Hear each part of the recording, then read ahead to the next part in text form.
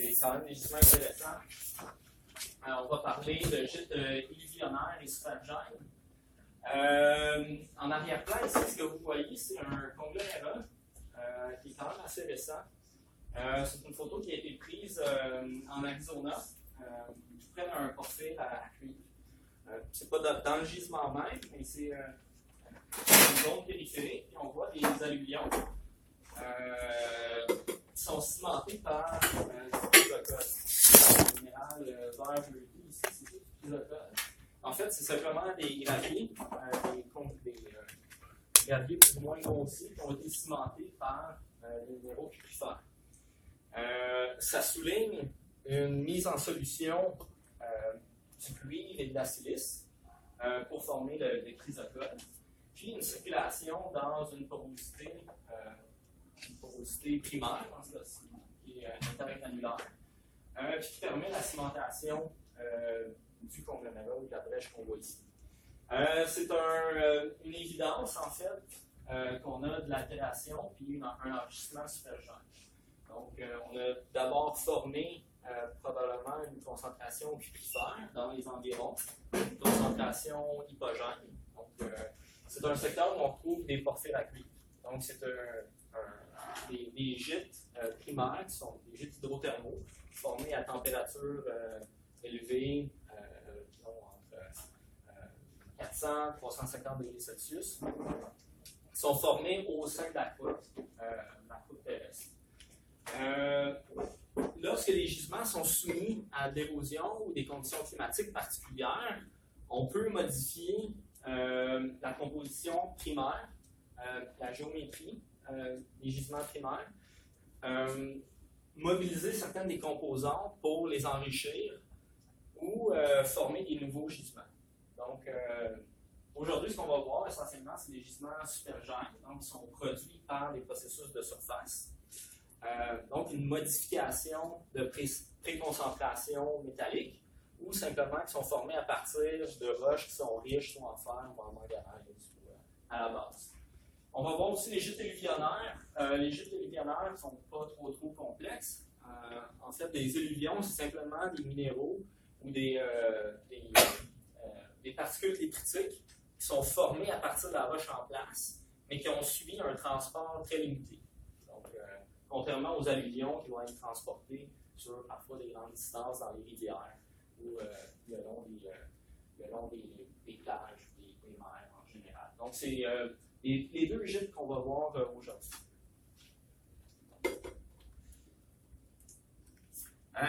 Donc, simplement pour se replacer dans le cycle des roches, ce qu'on a vu depuis le début de la session, essentiellement, c'est du plutonisme mafique, ultramafique, du plutonisme felsique, du volcanisme mafique ou felsique. Donc, c'est essentiellement des gîtes magmatiques ou hydrothermaux qu'on a vu jusqu'à là. La semaine dernière, on a vu aussi les gisements d'or qui sont formés au sein de la croûte, qui sont des gisements hypogènes, qui sont formés par des processus métamorphiques, entre autres. Donc, maintenant, on va transférer vers la partie vraiment superficielle de la croûte terrestre. On va toucher essentiellement au contexte sédimentaire. Donc, aujourd'hui, on va voir essentiellement la désagrégation physique et chimique des roches pour former des concentrations illuvionnaires ou supergènes. La semaine prochaine, on va voir les gîtes sédimentaires, chimiques et détritiques. Les formations de fer, donc qui sont des gîtes chimiques formés à partir de la précipitation de fer dans les océans.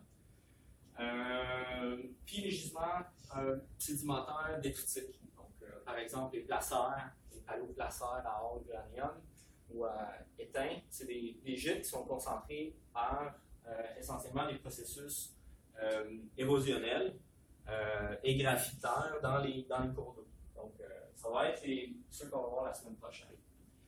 Mais pour l'instant, on va se concentrer sur l'altération des roches puis quel type de gîtes minéraux on peut trouver dans ces contextes-là. Peut-être un petit rappel, c'est une slide qu'on a vue au début du cours sur la nomenclature, la description des gîtes minéraux. On a parlé de phénomènes exogènes, endogènes, supergènes et hypogènes. Les phénomènes exogènes et endogènes, essentiellement, ça va être les phénomènes qui se produisent à la surface de la lithosphère. Donc, c'est des processus liés à la sédimentation, à l'érosion, sédimentation dans les cours d'eau. Les processus endogènes sont des processus qui se produisent au sein de la croûte terrestre. Donc, au sein de la lithosphère, ça peut être des processus magmatiques, des processus métamorphiques. On va parler donc très souvent de pétrologie endogène. On parle de genèse, par exemple des granites, des roches métamorphiques. De pétrologie exogène, on parle de la formation des roches sédimentaires. Ensuite, on parle de supergène, hypogène. On va parler plutôt de concentration minérale. Donc, les phénomènes supergènes, c'est des processus physico-chimiques qui se produisent à la surface, puis qui permettent généralement d'enrichir une roche ou un minerai, puis de modifier sa composition. Donc, c'est des phénomènes liés à l'altération de surface. Les minerais hypogènes sont des minerais qui se forment au sein de la lithosphère, au sein de la croûte terrestre. Par exemple, les chromitites, les norites à platine palladium, c'est des gisements hypogènes qui sont formés au sein de la lithosphère. Nous, on va s'attarder donc aujourd'hui au gîte supergène. Il y a certains éléments qui vont être préférentiellement mobilisés, tout dépendant des conditions. Les éléments qui vont être les plus stables, généralement, on va parler d'aluminium, fer, vanadium, chrome, titane également, en fonction du rayon ionique puis de la charge cationique. Donc, l'aluminium, généralement, est assez stable dans la plupart des contextes, que ce soit hydrothermaux, mais aussi à la surface, par exemple dans un climat tropical. L'aluminium peut être mobilisé, ça va généralement être un des éléments qui est le plus stable dans les complexes d'altération chimique. Certains des éléments les plus solubles, on va parler de carbone, bore, vanadium, calcium, potassium, rubidium, barium. C'est les éléments qui vont être les plus facilement mobilisés par des processus d'altération secondaire comme la latéralisation, par exemple. Donc, ça va être des éléments qui vont être préférentiellement dissous, comme par exemple le potassium, préférentiellement dissous à la surface d'érosion. Donc, c'est des éléments qui vont être dissous, qui vont pouvoir former des nouveaux minéraux, des minéraux néoformés, comme des argiles, par exemple, puis former des accumulations matérielles résiduelles. Donc, c'est un processus qui est relativement simple, qui est lié à la modification minéralogique des roches dans différents environnements géologiques. L'eau va jouer un rôle important dans ce processus-là, pour plusieurs raisons. En fait, si on regarde ici, c'est un schéma qui est assez simple, qui montre la pluviométrie, les précipitations annuelles. L'évaporation, qui est associée au contexte particulier. La température également. Donc, dans les zones où on va avoir une forêt intense, on va avoir généralement une pluviométrie importante, forêt amazonienne par exemple, on va avoir une altération très importante du socle rocheux qui peut aller sur 200 mètres par exemple. Donc, on peut avoir des complexes d'altération très, très, très importants.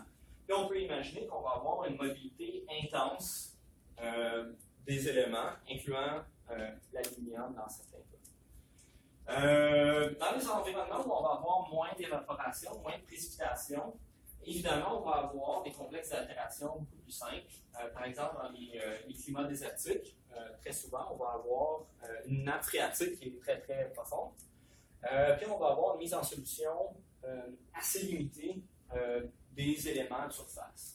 Donc, en fonction du contexte climatique où on va se trouver, en fonction des latitudes, on va avoir très souvent des gîtes supergènes qui vont être différents d'un endroit à l'autre.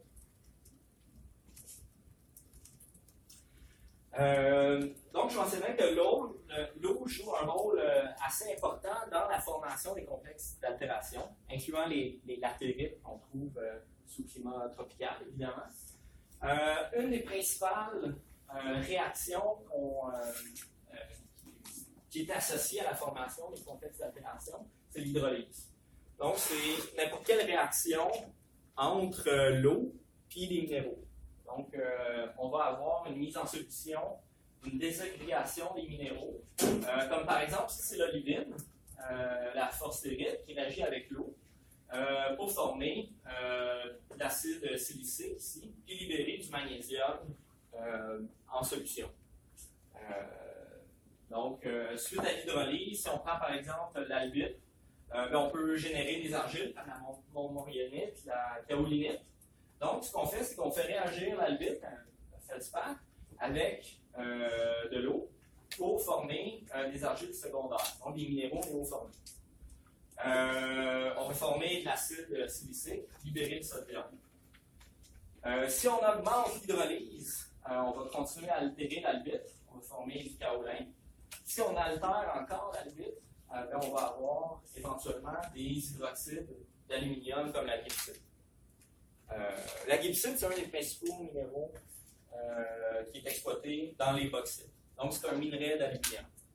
Donc, l'hydrolyse va jouer un rôle important dans la libération des cations puis la formation des minéraux secondaires qu'on trouve dans certains environnements, comme les bauxites,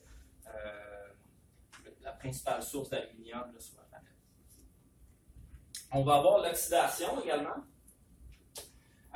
Donc, l'oxydation va avoir tendance à modifier l'état d'oxydation des éléments dans les minéraux. Donc, à faire une désagrégation des minéraux primaires. C'est le cas avec l'olivine, avec la pyrite également. Donc, si on fait réagir de l'oxygène avec du fer réduit, on peut l'oxyder, former du fer 3+, donc de l'hématite, aux dépens de l'olivine ou aux dépens de la pyrite. Donc, on peut former des minéraux oxydés à partir des sulfures primaires. Donc, ça va permettre de libérer, de désagréger les minéraux pour former des minéraux secondaires. Enfin, on a aussi la carbonatation. Donc, c'est une interaction entre le CO2 qu'on retrouve en abondance dans certains sols et qui va former des carbonates secondaires. Donc, c'est par exemple la magnétite à partir de serpentine ou de minéraux hydratés magnésiens. On peut former, par exemple, des carbonates de magnésium. C'est des réactions qui sont assez courantes, même dans les environnements superficiels au Québec. Si vous allez dans le nord du Québec ou en périphérie de Montréal, il y a des concentrations minérales primaires. Souvent, vous allez voir des chapeaux de fer qui sont constitués d'limonite, d'hématite, des fois de magnétite, donc des carbonates ou des oxydes qui sont développés sur des gîtes primaires sulfurés. Donc, c'est essentiellement de l'oxydation dans ce cas-ci. Donc, c'est les principaux produits de l'altération des roches. Donc, si on a une roche primaire, par exemple un granit qui contient des feldspaths, du quartz, un peu de biotite, peut contenir aussi, par exemple, la magnétite, de l'illuminite. Si on soumet un granit à l'altération superficielle, par exemple dans un climat tropical, là, on va induire l'hydrolyse des feldspaths, ce qui va former des minéraux secondaires. Donc, on va pouvoir faire de l'altération, faire des minéraux néoformés, des hydrolysats comme la gibbsite, par exemple, puis enrichir cet environnement-là pour former des bauxites riches en aluminium. On peut avoir, par exemple, la désagrégation physique pour libérer des minéraux comme l'illuminite, la magnétite ou d'autres minéraux résistants qui pourraient se trouver dans le granit. Donc, on va avoir à la fois une désagrégation physique puis une altération des minéraux, soit par oxydation, carbonatation ou hydrolyse. Donc, ça va nous permettre de former des complexes d'altération qui sont dérivés à partir d'une roche primaire. Donc, on va avoir météorisation des roches, tout dépendant de l'environnement où on se trouve, tout dépendant du climat. Formation des complexes d'altération avec des minéraux hérités et des argiles secondaires. Ces minéraux-là vont pouvoir être transportés de façon détritique ou chimique, puis former des dépôts qui vont pouvoir être lidifiés à nouveau, éventuellement, ou former des concentrations minérales qu'on peut exploiter, par exemple, à la pelle ou avec une pipette de façon assez simple. Donc, c'est un cheminement là, relativement simple, mais qui, dans le détail, est assez complexe. Donc, on va commencer peut-être avec les gîtes alluvionnaires. C'est un processus qui est relativement simple, comme j'ai mentionné. En fait, les gîtes alluvionnaires, c'est simplement des libérations, une désagrégation physique de certains minéraux qu'on retrouve dans les roches. Ça va prendre nécessairement une concentration primaire. Donc, ça nous prend la présence de, par exemple, si on a un gîte de tantalite alluvionnaire, ben, ça nous prend une concentration de tantalite. Par exemple, dans un granitoïde, ça nous prend une concentration de tantalite primaire pour pouvoir former le gîte alluvionnaire sur le gîte primaire. C'est un exemple ici, donc on a un filon de minerai, ça peut être n'importe quel minerai. Donc on a un filon, disons que c'est une pegmatite qui contient par exemple du pyrochlore. Donc le pyrochlore est relativement stable, même en climat tropical. Donc on peut avoir des agrégations physiques de notre pegmatite à niobium. Avoir des agrégations physiques, libérer certains des minéraux comme le pyrochlore, la magnétite, etc., puis former des alluvions à partir de ce gîte primaire-là pour former une concentration secondaire alluvionnaire. En fait, les alluvions sont particulièrement intéressants parce que c'est des gîtes secondaires qui permettent d'avoir moins de volume à traiter. Donc, on prend une roche primaire, on désagrège certains des minéraux. Donc, on va dissoudre, on va libérer les feldspaths, les quartz qui vont être érodés. Puis, on va laisser sur place les minéraux intéressants comme le pyrochlore, par exemple, la tantalite, qui vont pouvoir être concentrés sur place. Donc, ce qu'on fait, c'est qu'on enlève du volume. On enlève du matériel qu'on n'aura pas besoin d'exploiter ou de miner. Puis en fait, ce qu'on fait aussi, c'est qu'on libère, on désagrège les minéraux. Donc, c'est facile à miner avec un tracteur, avec une pelle. Donc, c'est pour ça que dans plusieurs environnements, par exemple équatoriaux, où il y a des gîtes alluvionnaires qui sont développés, les gîtes alluvionnaires vont souvent être minés de façon assez artisanale par des exploitants très souvent locaux qui vont faire un profit à partir des exploitations locales. Ça peut également jouer un rôle très très important, par exemple dans la mise en production d'un gisement. Si vous avez par exemple un gisement primaire qui n'est pas tout à fait économique, et si vous avez par exemple une centaine de mètres de minerai qui est enrichi à la surface, bien, ça va vous permettre par exemple, rembourser assez rapidement un prêt sur les installations minières, parce que le minerai de surface est plus concentré, plus facile à miner, plus accessible. Ouais. En général, les alluvions sont plus grandes teneurs. Ben, ils vont être à teneur un peu plus élevée que les concentrations primaires. Puis le tonnage ben, peut être un peu plus faible, parce qu'on a une concentration plus importante.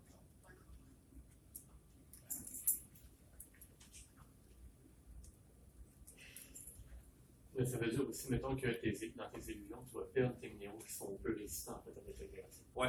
Okay. Fait que c'est en fait bon pour certains minéraux qui sont les plus stables.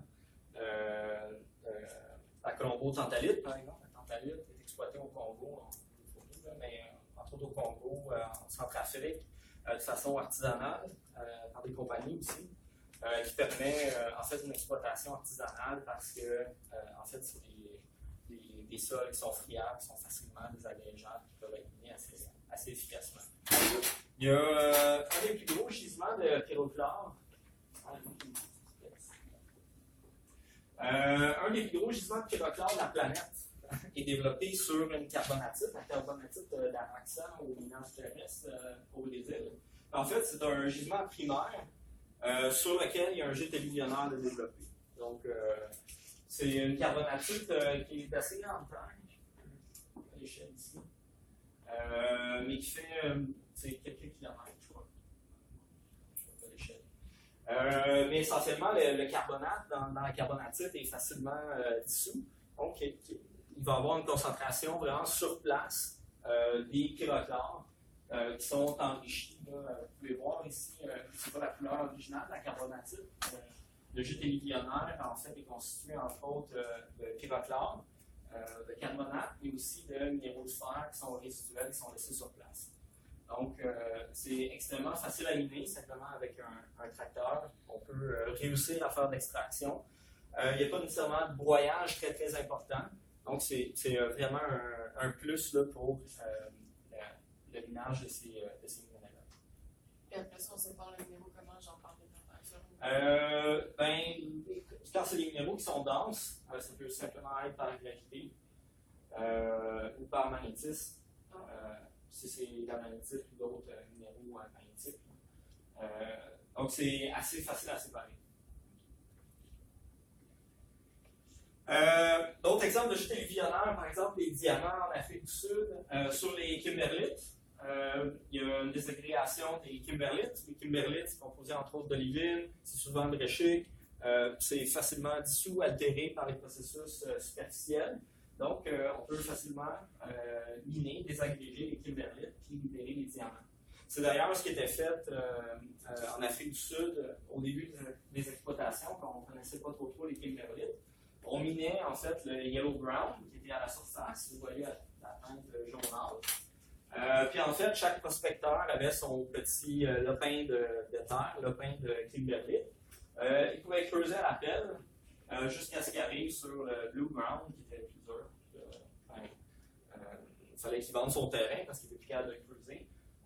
Puis c'est là, en fait, c'est à partir de ce moment-là qu'il y a eu les plus grandes compagnies qui ont été créées, qui ont plus de moyens, ils ont formé des grands conglomérats pour avoir suffisamment de ressources pour miner le blue ground qui était plus dur. C'est le cas aussi de la colombo-tantalite qu'on retrouve dans certains grésons. Donc au Zimbabwe, en Centrafrique aussi. Donc vous pouvez voir ici les mineurs qui vont creuser simplement. Vous pouvez voir ici, il y a un régolithe développé qui peut simplement être exploité à la pelle, à la brouette, puis concentré par la suite par des processus gravitaires. Donc, c'est extrêmement simple. C'est un sable qui est riche en colombo-tantalite. Donc, je parlerai pas beaucoup plus des gîtes alluvionnaires. Les gîtes alluvionnaires sont relativement simples, en fait. C'est simplement une altération de surface qui permet de libérer certains minéraux qui sont déjà concentrés. Sachez que ça existe, que c'est important dans certains pays. Ici, je ne connais pas le gîte alluvionnaire. Pas vraiment le gîte alluvionnaire d'exploiter. Ouais. Est-ce que les alluvionnaires, ça peut faire partie, par exemple, des sédiments glaciaires? C'est que les sédiments glaciaires sont généralement transportés. Ouais. Il peut y avoir certains placeurs qu'on va voir la semaine prochaine dans les gisements détritiques. Donc, on peut, en estrie, il y a des placeurs qui sont développés à partir de tiles olifères. Donc, les tiles sont remaniées dans certaines des rivières, puis l'or va être concentré, par exemple, dans les méandres. Puis, c'est des gîtes qui ont été exploités jusqu'à, même sous terre. Il y a des épaisseurs assez importantes qui vont faire des dizaines de mètres dans la région de Chartierville, dans le Mégantic. Les gens ont creusé des puits, puis des galeries minières dans le til pour aller chercher des endroits où il y avait le plus d'or. C'est assez impressionnant, vous pouvez aller visiter, pas aller sous terre, hein.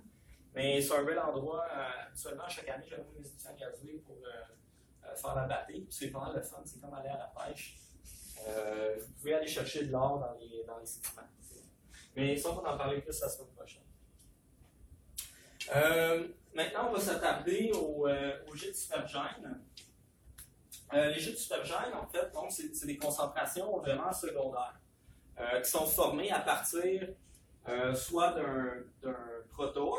Un protor, je n'ai pas mis la définition ici, mais c'est une concentration minérale hypogène, donc une concentration primaire, qui peut être économique ou non, mais qui va permettre la formation de gîtes supergènes si ce protor-là est altéré. Donc, on peut avoir des gîtes supergènes qui sont formés in situ, donc au sein d'un régolithe. Donc, si on altère, par exemple, une péridotite ophiolithique ou un filon-couche de péridotite, par exemple, on peut former des latérites, des profils latéritiques importants qui vont être riches en nickel et qui vont être exploités, entre autres en Nouvelle-Calédonie, République dominicaine, Brésil, Cuba. Donc, les latérites à nickel qui contiennent souvent un peu de cobalt. On va former des bauxites, donc à partir des roches alumineuses. Puis on peut former des latérites à fer manganèse. C'est des gîtes qui vont être formés in situ au sein d'un régolithe. On peut avoir une modification, un enrichissement d'une concentration minérale hypogène aussi. Donc, si on a par exemple un filon aurifère ou un porphyre à cuivre, on peut dissoudre certaines des composantes comme le cuivre, l'or, l'argent, le zinc, certains des minéraux, les dissoudre puis les reconcentrer pour former une couverture, souvent associée à la surface piezométrique, à la nappe phréatique, une concentration minérale très enrichie. Ça va jouer un rôle très très important, pas nécessairement dans certains cas ici au Québec, mais dans, par exemple, les porphyres à cuivre au Chili, au Pérou, ça va jouer un rôle très important dans l'économie minérale de ces gisements-là. On peut avoir aussi précipitation à partir d'eau météoritique. C'est des gîtes dont on ne parlera pas trop, qui sont moins communs que les autres. Les calcrètes à uranium puis du zinc karstique qu'on va voir à la toute fin, je vais le slide là-dessus. Est-ce que vous connaissez le livre Notions de géologie? Non? Non? Un peu? Avant, j'avais des slides, je pense que j'en ai pas mis dans les autres cours, mais je pensais à ça en fait, celle-ci. Les Notions de géologie, c'est un livre qui est fait par des profs québécois. Il y en a UQAM, Cégep de Sherbrooke aussi. Puis c'est une slide qui vient de ce bouquin-là. Puis si jamais vous avez un livre de géologie à acheter, je sais qu'ils ne font pas nécessairement acheter en géo général ou en système Terre, mais moi j'utilise souvent mon option de géologie pour apprendre à faire des lectures. Je penserai peut-être à vous procurer. Mais c'est une classification aussi des gîtes. Il y a une partie sur les gîtes minéraux dans l'option de géologie.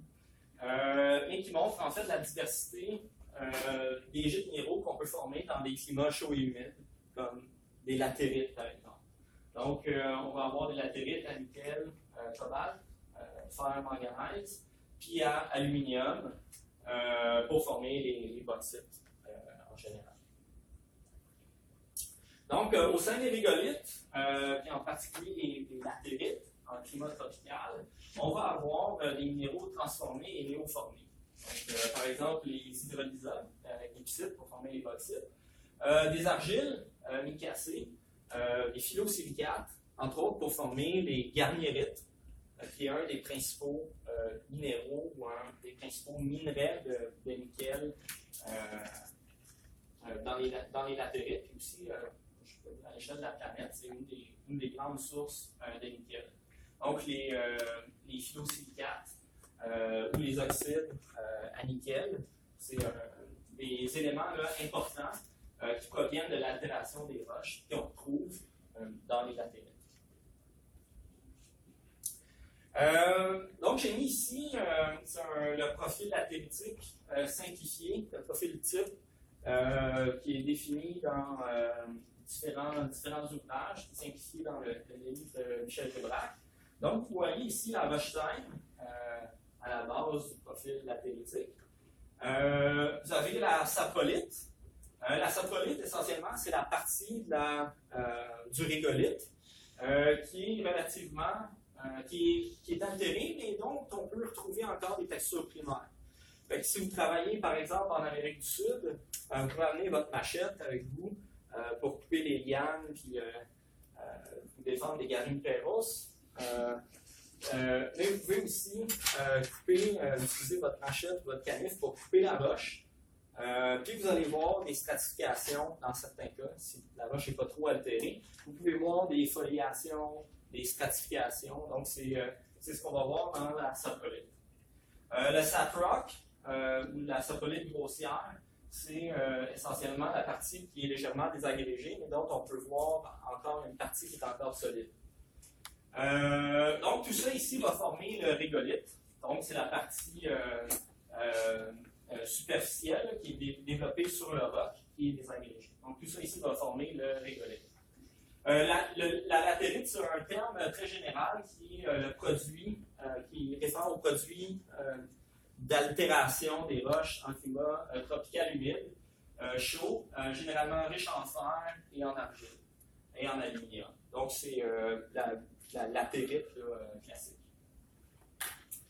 Le duricrost, en fait, c'est quoi? Ça peut porter plusieurs noms. On parle de duricrost ou cuirasse. Les Portugais l'appellent la canga.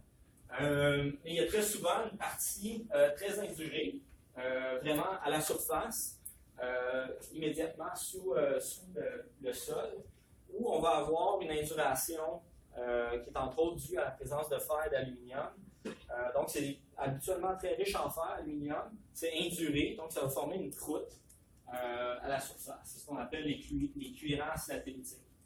Dans les duricrosses, les cuirasses ou les kangas, on va souvent trouver des pisolites, qui sont des concrétions centimétriques. Ça peut être plus petit, là, mais disons jusqu'au centimètre, des fois jusqu'au 2 cm. C'est des concrétions minérales, souvent riches en fer, qui vont être présentes très souvent dans les cuirasses, dans la partie durcie là, des latérites.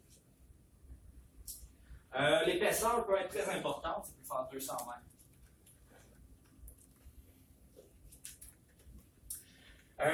Un des gîtes principaux qu'on va trouver, en fait, on peut trouver plusieurs métaux dans les latérites: fer, nickel, manganèse, aluminium, or.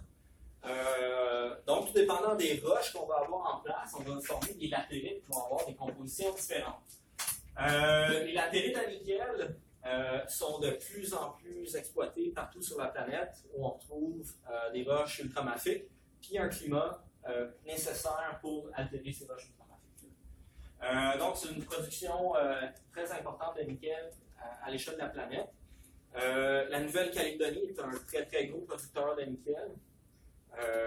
Donc, c'est un terrain, on va le voir, là, où on retrouve des ophiolites obductés avec des reliefs importants, puis une altération superficielle très importante dans ces climats-là. Donc, on va parler de la Nouvelle-Calédonie, du Brésil, la partie centrale de l'Afrique, où on retrouve des latérites importantes.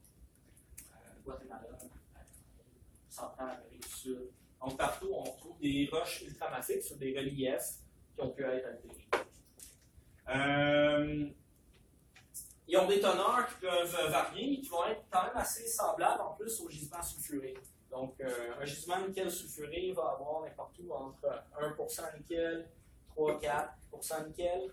Les latérites, c'est à peu près la même chose. Des teneurs très faibles, mais ça peut aller jusqu'à 3% nickel.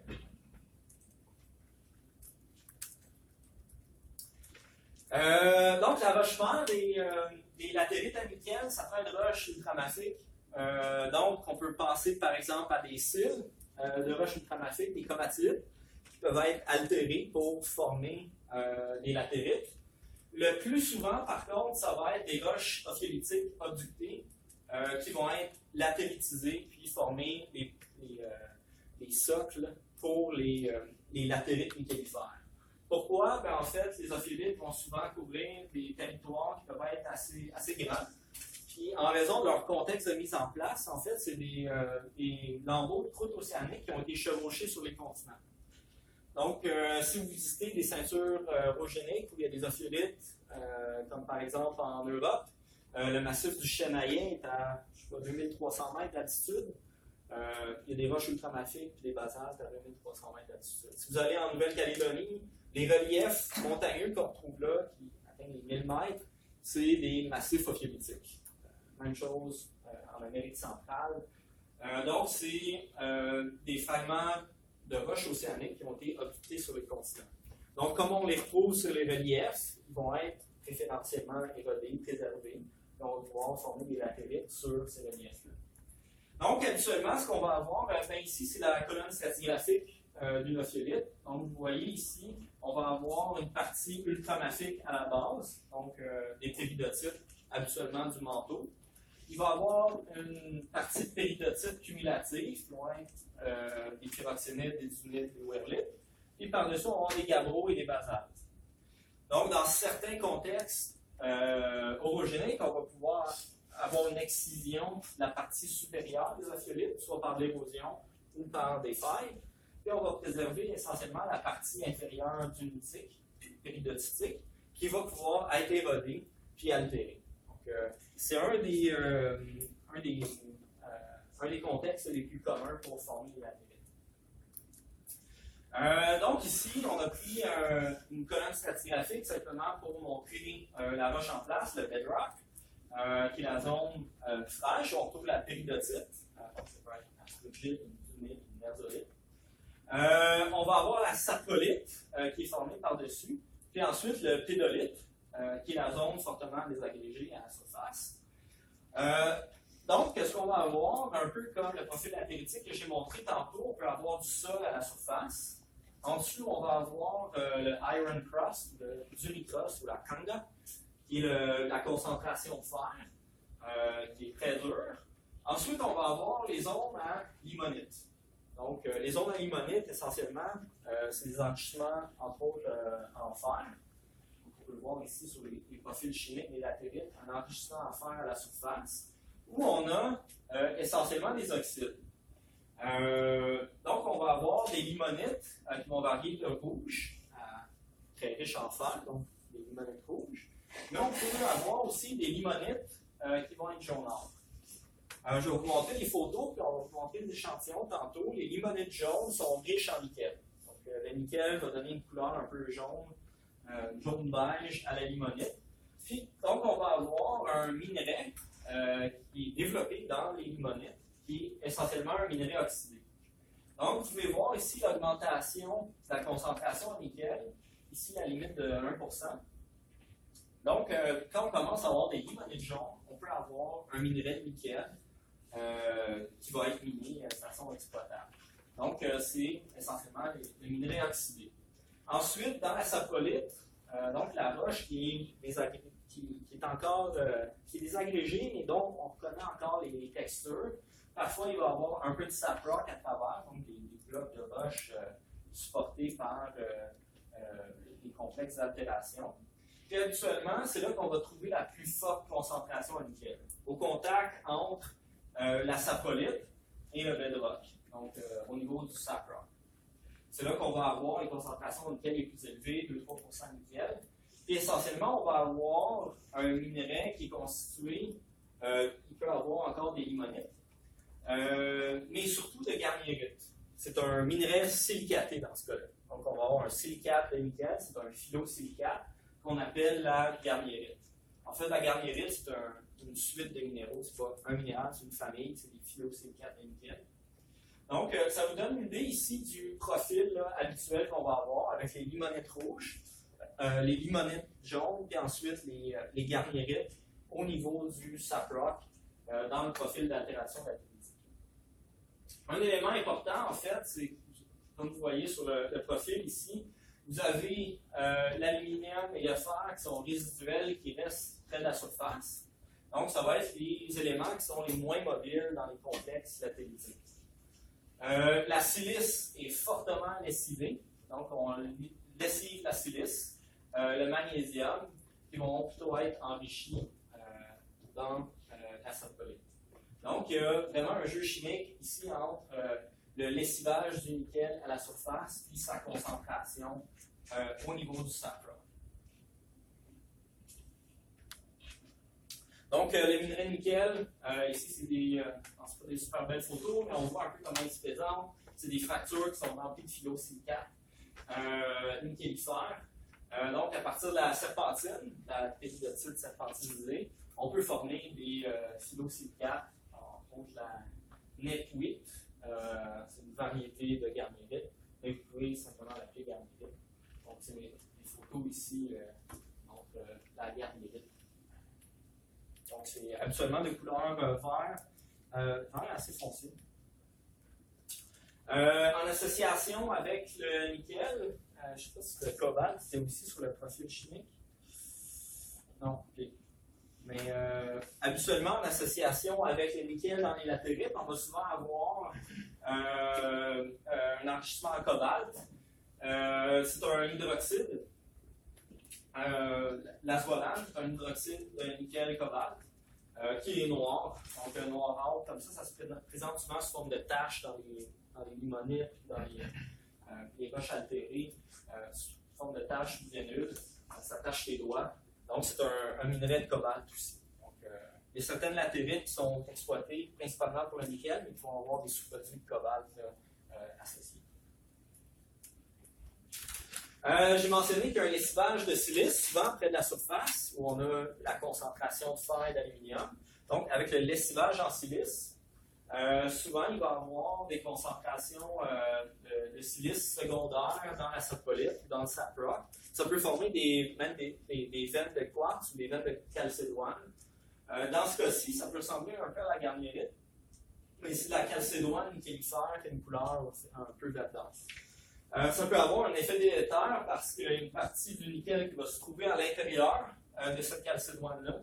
Puis aussi, ça va, au niveau métallurgique, ça ne se récupère pas vraiment du nickel à partir de la chalcédoine. Donc, ça peut avoir un effet délétère sur la rentabilité d'un minerai. Donc, c'est ça que j'ai mentionné que la Nouvelle-Calédonie était un grand producteur de nickel. C'est une carte ici, la Nouvelle-Calédonie. Les ophiolites sont en vert ici. C'est pas les mêmes. C'est ça qui pas les deux. En fait, c'est cette couleur-ci. C'est essentiellement des péridotites ophiolitiques. C'est des massifs de péridotites qui appartiennent à une nappe ophiolitique, donc la partie manteau de l'ophiolite. Donc, tous ces massifs-ci, dans la partie sud, les petits massifs qui sont ici, c'est tous des massifs ophiolitiques qui vont avoir des surfaces d'altération latéritiques, puis qui ont des mines de nickel développées un peu partout sur le pays. Donc, la Nouvelle-Calédonie se trouve au large de l'Australie. Il y a une zone de subduction où on ramène des roches ophiolitiques sur la marge australienne à ce niveau-là. Donc, c'est pas très grossile, mais on retrouve toute une foule de gisements de nickel. Donc, encore une fois, une carte géologique. C'est reconnu aussi pour la présence de chromite et de nickel. Donc, tout au long de l'île, on retrouve un contexte métallogénique où on a du chrome et du nickel là, qui sont exploités là. Je pense que le chrome n'est pas exploité présentement en Nouvelle-Calédonie. C'est essentiellement le nickel. Donc, j'ai des photos ici simplement pour vous montrer l'aspect des minerais, la distribution, l'échelle aussi des processus. Donc, à la gauche, vous allez avoir dans les prochaines slides un profil latéritique typique avec la péridotite en bleu ici, la saprolite, les latérites avec les limonites jaunes et rouges, les cuirasses, les granailles qui restent à la surface. Donc, ici, vous vous trouvez à la base où vous avez des fragments de péridotite qui sont préservés. Le réseau de fractures qui est illustré ici peut jouer un rôle assez important. Donc, si vous avez un massif de péridotite qui est bien fracturé par des processus de déformation, mais on peut avoir une percolation plus profonde aussi de l'altération. Donc, les zones les plus fracturées au sommet des massifs ophiolitiques qui sont altérés vont avoir souvent un profil d'altération plus important. C'est logique. Donc, c'est le long de cette interface-là, entre la péridotite et la saprolite, qu'on va avoir les plus grandes concentrations de nickel. Donc, vous voyez ici la couleur rougeâtre de la roche avec des fragments de roche préservés à l'intérieur. Donc, c'est l'allure du minerai dans la saprolite. Au niveau des latérites, donc dans la partie plus superficielle du profil, on va avoir les latérites jaunes. Donc, vous voyez ici, on dit latérite jaune, mais elles ont absolument une couleur un peu plus beige, un peu comme ton sac, ou un peu plus clair. Puis vous voyez les latérites, les limonites rougeâtres, donc la différence de couleur ici, riche en fer, puis qui contiennent du nickel dans la partie inférieure. Puis à la surface, donc vous allez avoir sur les sommets les fameuses grenailles et les cuirasses. Donc ici vous voyez les cuirasses d'uricrost, de Kanda, qui sont très très dures, avec des associations ici de pisolites, qui sont essentiellement composées d'oxyde ou d'hydroxyde de fer, comme de la limonite ou de la glutite. Ça forme des petites billes. On a des exemples, je vais vous les montrer tantôt. Donc ici, ça vous montre l'échelle aussi du phénomène. Donc vous avez probablement le roc, le bedrock qui est situé juste un peu plus bas. Vous voyez ici la saprolite avec les fragments, les boulders, les cailloux de roche qui sont préservés à l'intérieur. Ensuite, les limonites, vous voyez la couleur un peu jaunâtre ici. Et enfin, les limonites rouges et du uricrost avec le sol par-dessus. Il n'y a pas d'échelle. C'est pas moi qui ai pris la photo. Et ça doit faire une dizaine de mètres. Donc, ça vous montre l'échelle du processus. Donc, les zones les plus favorables vont se trouver habituellement au sommet des massifs ophiolitiques obductés. Donc, vous voyez ici, c'est une section à travers un massif de Nouvelle-Calédonie. Vous avez des basaltes à la base ici qui constituent le socle sur lequel a été chevauchée la nappe ophiolitique. Ici, à la base, ce n'est pas des basaltes ophiolitiques, c'est des basaltes de marge continentale sur lesquels les ophiolites ont été obductés.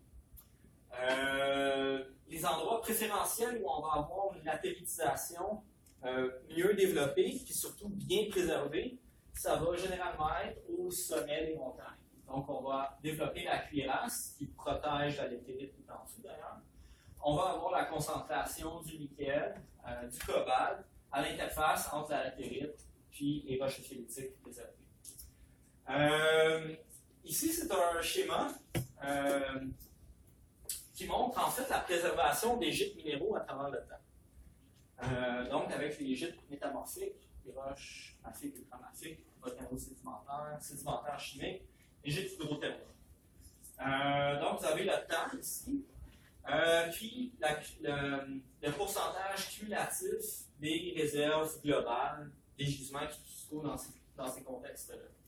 Donc, vous pouvez voir que les croûtes d'altération, weathering crust, ça peut inclure les gîtes de bauxite, les gîtes de nickel, les gîtes de fer secondaires. Vous pouvez voir qu'il y en a très peu de préservés au-delà de 300 millions d'années. Il y a des exemples très rares où on retrouve des latérites qui sont fossilisés, si on veut, donc qui sont préservés à la base d'autres couches sédimentaires. Donc des latérites qui peuvent être enfouis, préservés. Ceux-là sont généralement pas exploités parce qu'elles sont souvent plus minces, elles sont indurées également. Mais la plupart des latérites vont se trouver donc dans les contextes très superficiels. Elles sont relativement jeunes parce qu'elles doivent être préservées. C'est des endroits où il y a passablement d'érosion.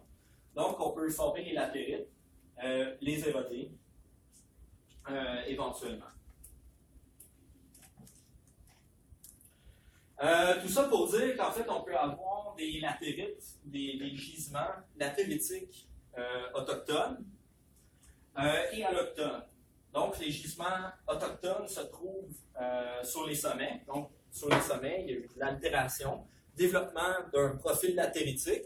Puis, on peut préserver les gîtes de nickel sur les sommets des montagnes.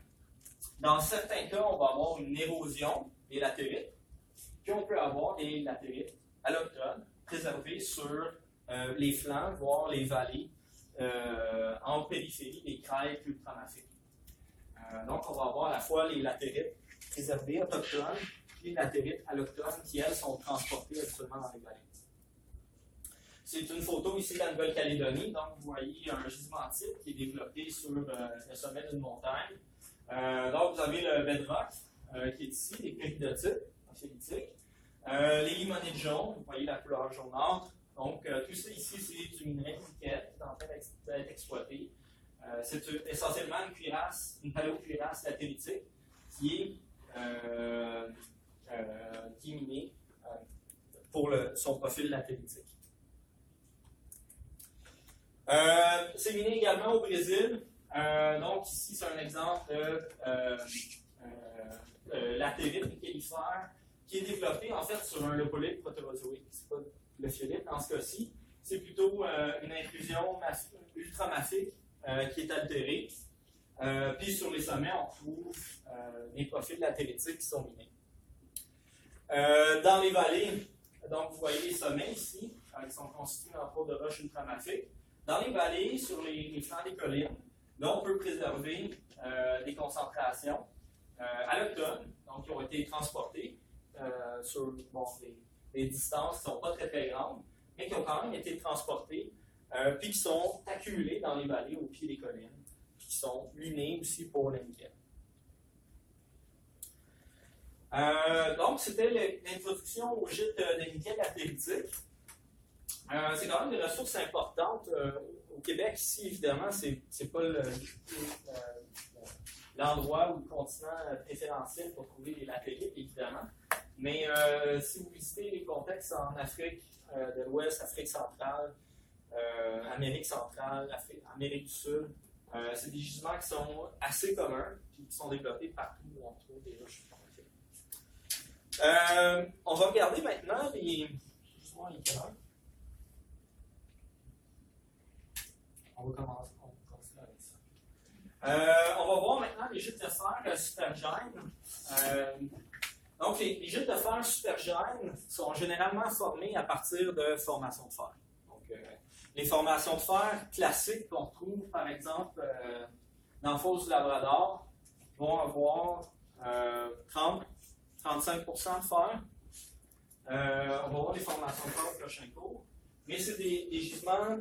C'est des gîtes de fer stratiformes, donc qui sont déposés dans un bassin sédimentaire, qui sont composés de couches d'oxyde de fer, généralement de magnétite hématite, qui vont alterner avec du chef. Donc, ils vont contenir à peu près 30-35% de fer. Dans les gisements de fer supergènes qu'on retrouve, par exemple, dans le bassin d'Hamersleigh en Australie, ou dans le district de Carajás ou le quadrilatère Ferrifero au Brésil, c'est des gisements qui vont avoir 55 à 65% de fer. Donc, ils ont un processus d'enrichissement secondaire qui permet d'augmenter la teneur de ces gisements-là, et du fait même le volume aussi. Donc, le fer, lui, contrairement au nickel et au cobalt, va se concentrer surtout dans vraiment la partie supérieure du profil latéritique, dans la kanga. Donc, un élément qui est particulièrement important pour former la kanga, c'est essentiellement un lessivage des autres éléments. Donc, le fer, l'aluminium va être relativement stable, mais ça prend un lessivage des silicates. Donc, si on se rappelle la formation de fer, disons qui est composée du facet oxyde, magnétite, hématite, on va avoir un lessivage de la silice, donc du chef, pour avoir un enrichissement préférentiel en fer. Donc, on va amener notre formation de fer qui peut contenir n'importe où. Généralement, on commence à appeler des formations de fer à partir de 15% de fer, Fe2O3. Donc, la formation de fer originale qui est entre 15 et disons 30-35% de fer va être enrichie par simple lessivage de la silice, puis des autres éléments s'il y en a. Par lessivage relatif, puis un enrichissement en fer par rapport aux autres éléments. Donc, généralement, ce qu'on va avoir aussi, si on a par exemple de la magnétite, on va former de la martite. La martite, c'est pas un minéral, c'est une texture. C'est une texture qui est donnée par le remplacement progressif de la magnétite par l'hématite. Souvent, ça va se faire le long des fractures. Donc, vous oxydez votre minerai, formé de la martite, avec un lessivage progressif de la silice. Les principaux minéraux qu'on va avoir, c'est l'hématite, la goethite. Ça va être les principaux minerais de fer là, dans les profils latéritiques riches en fer. Il y a un élément qui est important aussi. En fait, dans les formations de fer super jeunes, il y a des Australiens qui ont travaillé, parce que bon, dans le bassin d'Hamersley, c'est une des principales ressources en fer sur la planète. Ils ont remarqué qu'il y a un lien étroit entre des structures, comme par exemple des clips, des failles, qui ont pu mobiliser une altération plus importante. Donc, les endroits qui sont plus fracturés, où il y a eu, par exemple, ça peut être aussi des cap rocks qui ont permis la circulation de fluide préférentielle, puis du lessivage préférentiel de la silice. Mais dans ces des pièges structuraux, mais disons des zones structurales favorables où il y a eu plus de fracturation, généralement, il va y avoir plus de lessivage, donc un enrichissement en fer plus élevé. Ça peut être un trait primaire qui est lié qui est un processus hypogène lié à la structuration des formations de fer, qui est antérieure à la latéritisation. Donc, la structure de la formation de fer en tant que telle peut influencer le développement de la latérite, puis l'enrichissement en fer secondaire. Donc, les classiques, les fameux kysolites qui sont ici cimentés pour former la cagnotte. Ici, on voit une plaine. Ça, mais cette photo-là, c'est en district de Carajás, au Brésil. Il y a des exemples de formation de fer enrichie au Québec. La semaine prochaine, on va parler des formations de fer de la fosse du Labrador. Donc, ici, vous prenez le craton supérieur qui s'étend à peu près de la frontière Manitoba-Ontario, essentiellement l'Ontario, le nord du Québec. Tout autour de la province supérieure, il y a des formations de fer. Il y a des bassins sédimentaires, paléoproterozoïques, qui sont développés. Puis vous pouvez voir les formations de fer autour du lac supérieur, Market Range, Michigan, il y a des gisements de fer importants tout le long de la fosse du Labrador, qui est plus ou moins accessible. La région de Fermont, Labrador City, qui est située ici, dans Grenville. Donc, dans Grenville, à certains endroits, on a une reprise tectonique des formations de fer de la fosse du Labrador qui est ici. Donc, on a des formations de fer qui sont essentiellement métamorphisées. Au nord du front de Grenville, on a la fosse du Labrador avec les formations de fer primaires qu'on appelle les taconites. Là, on trouve à certains endroits des enrichissements secondaires. C'est le cas à certains endroits comme à Shefferville. Il y a des formations de fer qui, au tertiaire, il y a eu, au tertiaire, il y a eu une surface d'altération qui était probablement en partie tropicale, disons plus humide qu'aujourd'hui, puis qui a permis un enrichissement local des formations de fer. Donc, les endroits où on a des exploitations de fer dans la fosse du Labrador, au nord du front de Grenville, c'est des zones où on a eu ce processus secondaire d'altération. C'est le cas à Shefferville.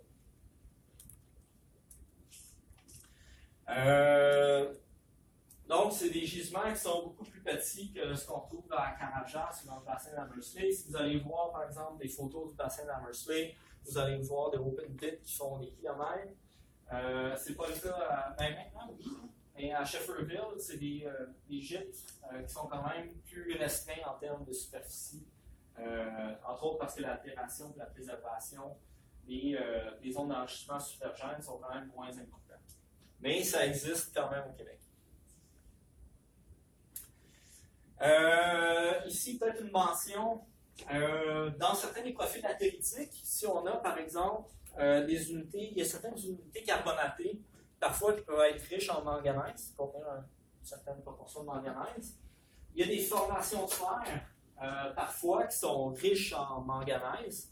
Il n'y en a pas nécessairement au Québec, mais c'est assez commun en Afrique du Sud, au Brésil. Il y a des formations de fer qui sont particulièrement riches en manganèse. Puis il y a aussi des roches qu'on appelle des gondites, qui sont des roches souvent métamorphiques, qui contiennent des silicates de manganèse comme des granats spécialisés. Donc, c'est des roches qui sont particulièrement riches en manganèse, puis lorsque soumis à une altération tropicale, ben, peuvent former des concentrations secondaires. Ici, on ne voit pas super bien sur la photo. Mais ce qu'on voit, en fait, c'est la forêt tropicale, avec une zone d'enrichissement en fer à la surface. Donc, on a la zone probablement qui a une clearance latéritique ici, mais il y a des oxydes de fer. Et en dessous, vous voyez ici le profil latéritique qui est riche en manganèse. C'est essentiellement une minéralogie qui est composée d'oxydes, de spinel, d'hydroxyde, de manganèse. Les plus communs, c'est la pyrolusite, la osmanite, la manganite. C'est des minéraux secondaires qui sont formés à partir de l'altération d'un protor, donc une concentration primaire, qui peut être dans des formations de fer, souvent des carbonates manganésifères ou des gondites, qui sont des roches métamorphiques qui contiennent des minéraux riches en manganèse. Donc, en plus du fer qu'on peut trouver comme enrichissement supergène, à certains endroits, on va trouver du manganèse. Un des plus gros producteurs de manganèse, c'est le Gabon, donc en partie ouest africaine, tropicale. C'est les plus grandes ressources en manganèse. Donc, Gabon, l'Afrique du Sud produit beaucoup de manganèse, un peu le Brésil aussi. On va prendre une petite pause tout de suite. Ouais, on va prendre une petite pause tout de suite. Je vais aller chercher les échantillons.